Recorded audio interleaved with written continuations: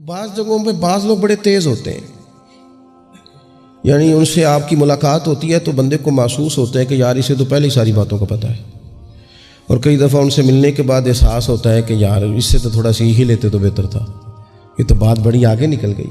سارا پتہ ہوتا ہے، باشعور ہوتے ہیں، لیکن ڈر آتا ہے اللہ سے۔ اتنا باشعور آدمی، سمجھدار، پنچایت، پریا، لوگ، دین، دنیا سارا پتہ ہے، نماز کا ٹائم آ گیا تو وہ چھپتا پھرتا ہے،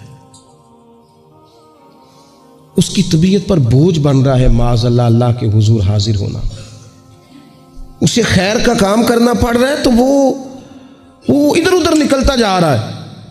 تو سوال یہ ہے کہ پھر یہ شعور کا کیا مطلب رکھا ہوا ہے ہم نے؟ پھر اللہ سے دعا کرنے کی ضرورت نہیں۔ وہ حضرت عارف رومی رحمۃ اللہ تعالی علیہ فرمایا کرتے تھے بعض لوگوں کو رب سارا کچھ دیتا ہے، سجدے کی توفیق نہیں دیتا۔ اس کا مطلب یہ ہے کہ وہ کہتا ہے یہ سارا کچھ لے اور نکل جا، میرے گھر نہ آنا، رکھ سارا کچھ پاس۔ رب سے عافیت مانگی جائے، اس سے اس کا فضل مانگا جائے، اس سے اس کا کرم مانگا جائے۔ اللہ کے پیارے رسول صلی اللہ تعالی علیہ وآلہ وسلم اس عافیت مانگنے پر زور دیتے، توجہ دیتے۔ میں آپ کو صحیح بتاتا ہوں، رب نے اگر کسی بندے کو عافیت میں رکھا ہو نا تو حالات کیسے بھی برے چل رہے ہوں اس کا بگاڑ کچھ نہیں سکتے۔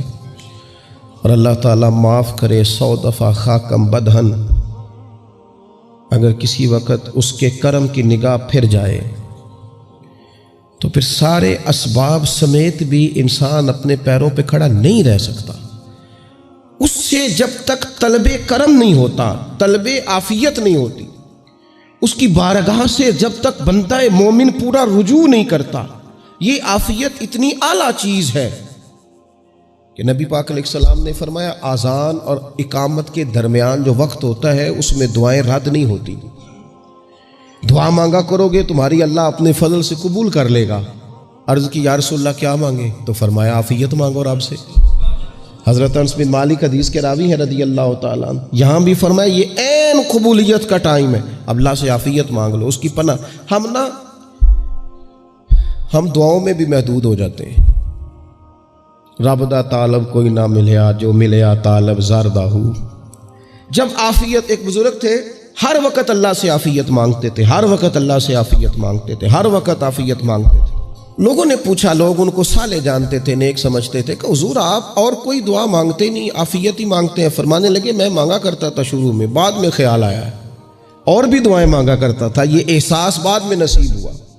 فرماتے میں مزدوری کرتا تھا، مال برداری کرتا تھا، ایک جگہ پہ ڈیوٹی کر رہا تھا تو تھک گیا، اور وہ جو کام لینے والے لوگ تھے ان کے رویہ بھی بڑا ترش تھا، تکلیف ہوئی۔ تو میں نے اپنے مالک کی بارگاہ میں عرض کی، مالک اگر 2 روٹی بغیر مجھے مشقت کے مل جائے دن میں تو تیری بارگاہ تو بڑی کریم ہے۔ کہتے ہو میں نے یہ دعا مانگ لی۔ ذرا میں تھوڑا آگے بڑھا تو 2 بندے آپس میں لڑ رہے تھے، میں ان کی صلح کرانے کے لیے، انہیں بچانے کے لیے آگے بڑھا، تو میں جس کو چھڑا رہا تھا دوسرے نے میرے اوپر ضرب لگا دی، میرا بھی سر پھٹ گیا۔ تھوڑی دیر کے بعد وہاں پولیس آ گئی، وہ تینوں کو لڑنے والا سمجھ کے اٹھا کے لے گئے، مجھے جیل ہو گئی۔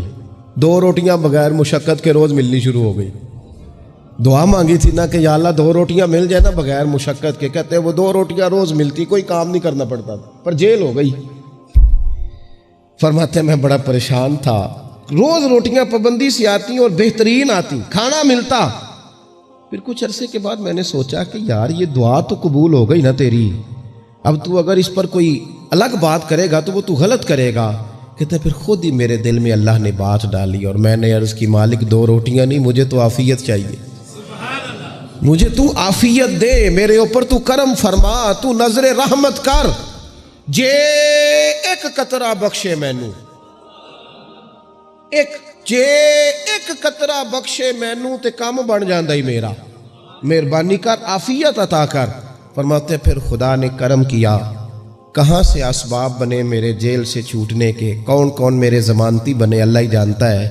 فرماتے ہیں دروازے بھی کھل گئے، رزق بھی ملتا ہے، صحت بھی میسر ہے، سجدہ بھی کر لیتا ہوں، سویرے تلاوت بھی کرتا ہوں، شام کو مدینے والے کی بارگاہ میں رج کے درود و سلام بھی عرض کرتا ہوں۔ میں ممکن ہوتا ہے تو کسی غریب کی داد رسی بھی کرتا ہوں. اب سمجھ آئی ہے. ربنا آتنا فی الدنیا حسنۃ وفی الآخرۃ حسنۃ وقنا عذاب النار. اب سمجھ آئی ہے رب سے جب بھی مانگنا ہے عافیت ہی مانگنی ہے, اس سے کرم مانگ. ہم نے محدود دعائیں رکھی ہوئی ہیں, محدود. وہ جی فلانا کام میرا ہو جائے تو بھئی وہ ایک ہو گیا, اس کے بعد پھر نئی ٹینشن بن جائے گی. نہیں, میں جی بچوں کی شادی کر لوں جی پھر میں فارغ ہوں. آپ شادی کر کے دیکھیں, لاگو پتہ جائے گا کیسے فارغ ہوتے ہیں. آپ یہاں رکتے کیوں ہیں؟ آپ خدا سے عافیت کیوں نہیں طلب کرتے؟ اس کی بارگاہ سے وہ کیوں نہیں مانگتے کہ جو ایک قطرہ ملے تو دنیا اور آخرت کے سارے کام ہو جائے؟ اس سے اس کی رحمت کا سوال کرے, اس سے اس کے کرم کا سوال کرے. اللہ کی بارگاہ میں بھی حاضر ہونا اور جچی تلی اور جناب ناپ تول کر اور محدود چیزوں کا سوال کرنا, مالک سے مانگیں. اور وہ جب دیتا ہے تو دیتا بھی بے حساب ہی ہے. وہ جب عطا کرتا ہے تو کرم کے دروازے کھول کے عطا کرتا ہے, ورنہ تو ایک الجھن سے انسان نکلتا ہے دوسری میں الجھ جاتا ہے. ایک گتھی کو سلجھاتا ہے. پھر اقبال رو پڑے تھے, کہنے لگے میں عقل کی گتھیاں سلجھا چکا ہوں, یا رب مجھے صاحب جنوں کر دے. اللہ یہ بڑا میں نے ہیر پھیر دیکھ لیا, مجھے دیوانہ بنا. اب مجھے جنون ہو, اب میں کسی کے لیے رویا کروں, اب میں کسی کی یاد میں تڑپا کروں, اب میں رات کسی کے لیے میری آنکھیں بیدار رہیں. یہ بڑی ہو گئی دنیا داری. عقل کی گتھی حالانکہ نہیں سلجھتی, پر اقبال کہتے ہیں عقل کی گتھیاں سلجھا چکا ہوں, یا رب مجھے صاحب جنوں کر دے. اور پھر کہنے لگے بجھی عشق کی آگ اندھیر ہے, اب یہ مسلمان نہیں یہ خاک کا ڈھیر ہے. تو مٹی بن کے رہ گیا کیا؟ کہاں اپنی ساری توجہات کا قبلہ کس چیز کو میرے عزیزو؟ اللہ سے عافیت. نبی پاک علیہ الصلوۃ والسلام نے ایک شخص سے پوچھا کیا دعا مانگ رہے ہو؟ تو اس نے کہا یا رسول اللہ میں اللہ کی بارگاہ میں صبر کا سوال کر رہا ہوں. تو حضور فرمانے لگے صبر تو مصیبت پر ہوتا ہے. یا رسول اللہ پھر کیا مانگوں؟ آپ ان جملوں اور لفظوں کی گہرائی کو سمجھیں. صبر کے لیے تو پہلے مصیبت آئے گی, پھر صبر آئے گا. تو یا رسول اللہ کیا مانگوں؟ فرمایا تو رب سے عافیت مانگ. مانا کیا ہے؟ مصیبت آئے کیوں؟ اللہ تجھے اپنی حفاظت کے حصار میں لے لے. وہ وقت ہی کیوں آئے کہ جب تیری طبیعت الجھ جائے, جب تو پریشان ہو جائے, جب تو اللہ سے عافیت مانگنا. جب تو عافیت مانگے گا تو اگر کبھی مشکل آئے گی بھی نا تو خدا پھر اپنے فضل سے مشکل سے نکلنے میں رستہ بھی بڑی جلدی عطا فرمائے گا اور تیرے اوپر فضل فرمائے گا. اگر عافیت, ہارون رشید نا اپنے محل کی چھت پہ ٹہل رہا تھا سب سے اوپر والے چوارے پر, نیچے سے حضرت بہلول دانا گزر رہے تھے, اوپر اس کے ساتھ سپاہی بھی تھے, گن مین بھی تھے. اس نے کہا یہ بابا تو ذرا اوپر اٹھاؤ. انہوں نے ایک ڈولی, ایک ٹوکری سمجھ لیں, اس کو رسیاں باندھ کے نیچے پھینکا. نیچے جو سپاہی تھے ان کو کہا کہ یہ بابا جی کو پکڑ کے اس میں بٹھاؤ. انہوں نے جبرن تھاما بابا جی کو, اس میں ڈالا, اوپر والوں نے کھینچ لیا. 2-3 منٹ لگے. ہارون رشید کے سامنے حضرت بہلول دانا پہنچ گئے تو تھوڑے ناراض بھی ہوئے کہ یہ کوئی طریقہ تو نہیں نا بلانے کا. ملاقات ہوئی تو کہا کیوں بلایا؟ کہنے لگا ایک مسئلہ پوچھنا تھا. فرمانے لگے بادشاہ ہے نا, تیرے مسئلے پوچھنے کا بھی اپنا ہی انداز ہے, پوچھ مسئلہ. کہنے لگا بابا پوچھنا تھا کہ آپ اللہ تک کیسے پہنچے؟ حضرت بہلول دانا چپ کر گئے. 2-4 منٹ کے بعد کہنے لگے جس طرح ابھی زمین سے تیرے تک نہیں پہنچا, بالکل اسی طرح ہی پہنچ گیا اور رب کریم کی بارگاہ تک. اور وہ بھی جو اس نے کرم فرمایا ہے, ورنہ میں تو نہیں سمجھتا کہ میں پہنچ گیا, وہ بھی اگر تیری خوش گمانی ہے. ہارون رشید کہنے لگا مجھے سمجھ نہیں آئی. فرمانے لگے تو بادشاہ جو ہے اتنی جلدی کیسے سمجھ میں آئے گی تجھے بات؟ فرمانے لگے اگر میں تجھ سے ملنا چاہتا نا تو میں ایک درخواست لکھتا, پھر کسی وزیر سے سفارشی سائن کراتا, پھر وہ جمع کراتا, پھر مجھے ٹائم ملتا کہ فلاں دن فلاں تاریخ فلاں ٹائم آ جانا, پھر آ کے میں لائن میں لگتا. پھر بھی تو بادشاہ ہے, تیرا موڈ بنتا ملنے کا کہ نہ بنتا. جب میں چاہتا تو پتہ نہیں کتنا ٹائم لگ جاتا, جب تو نے چاہا ہے نا تو 1 منٹ بھی نہیں لگا. فرمانے لگے میں نے دعویٰ ہی نہیں کیا کہ میں جد و جہد کر کے پہنچوں گا, میں نے تو رب کی بارگاہ میں عاجزی کی ہے, پھر رب نے ہی کرم فرمایا ہے, اسی نے مہربانی کی ہے. مانا کہ محبت کے سفر میں ہر گام پہ 100 مشکل ہے, لیکن یہ سفر آسان بھی ہے. گھر ساتھ تمہارا ہو جائے, اس کے کرم کا ساتھ رہا ہے, اس سے عافیت مانگی ہے, اپنے آپ کو اس کے سپرد کیا ہے تو اس نے کرم کر دیا. جب تک یہ مزاج نہیں ہم بناتے کہ مالک سے عافیت کا سوال کریں, اپنے آپ کو اپنے رب کے حوالے کر دیں، اس کی رحمتوں کے سپرد کر دیں، اتنی دیر تک زندگی میں ٹھہراؤ نہیں آتا، قرار نہیں آتا۔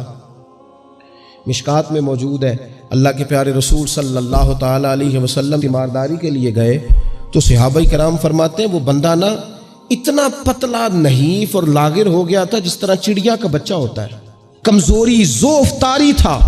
تو محبوب کریم نے اسے دیکھا تو بڑے کریمانہ انداز میں کریم فرمانے لگے، تو کوئی دعا نہیں مانگتا، تو عافیت نہیں مانگتا اللہ سے؟ عرض کی یا رسول اللہ صلی اللہ تعالی علیہ وسلم، میں نے اپنے رب کی بارگاہ میں عرض کی ہے مالک قیامت کا عذاب بڑا سخت ہے، میں نہیں برداشت کر سکتا، تو نے اگر مجھے کوئی سزا دینی ہے تو یہیں دے لے، قیامت کو نہ دینا۔